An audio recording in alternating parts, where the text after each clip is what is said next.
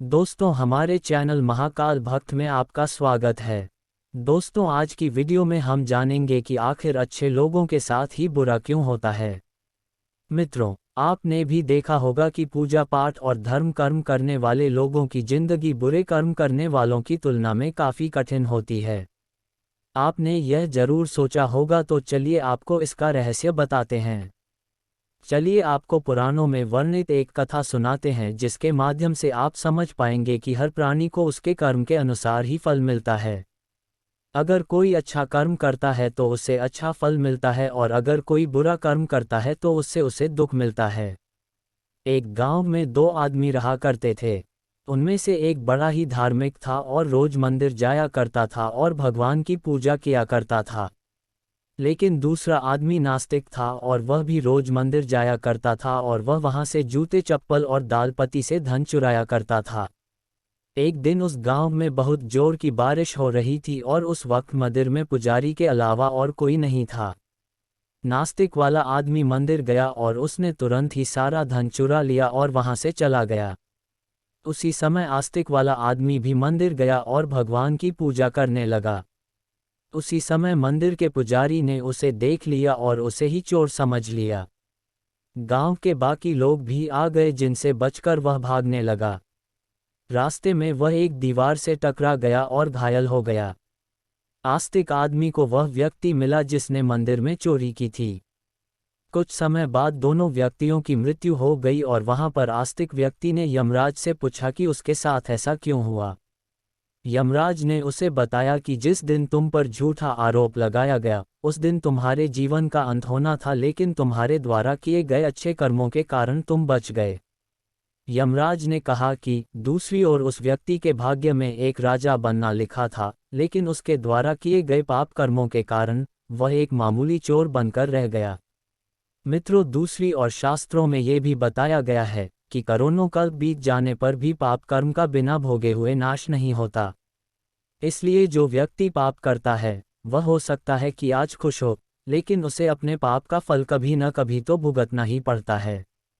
इसी प्रकार से एक कहानी यह भी है कि एक बहुत ही ज्यादा पापी व्यक्ति एक रास्ते से जा रहा था और उसे वहां बहुत सारा सोना मिल गया। और जब उसी रास्ते से एक भला और धर्मात्मा व्यक्ति जा रहा था, जिसे कांटा लग गया और वह जोर से जमीन पर गिर गया।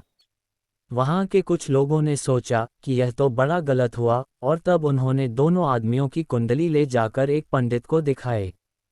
पंडित जी ने बताया कि वह जो पापी व्यक्ति है उसके भाग्य में राजा बनना लिखा था, लेकिन उसके द्वारा किए गए पाप के कारण अब उसे इतना सोना ही केवल मिल पाया है।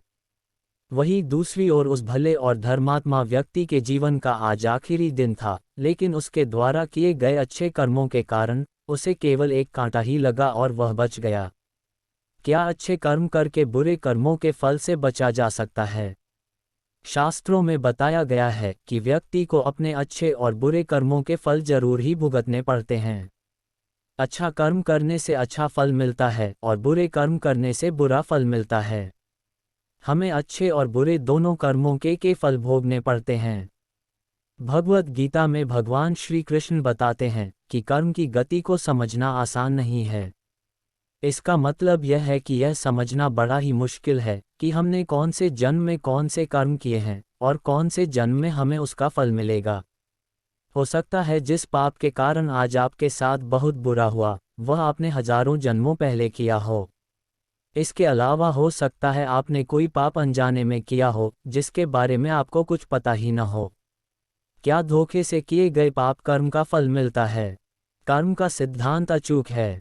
अगर आप कोई गलत कर्म करते हैं तो आपको उसका फल जरूर मिलता है, चाहे आप उसे जानबूझकर करें या अनजाने में।